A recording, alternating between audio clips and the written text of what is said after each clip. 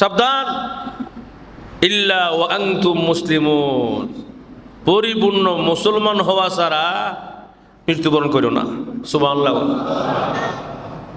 আচ্ছা, আমি যে আর কথাটা বললাম, এটা কার কথা? সবাই জোরে কোন।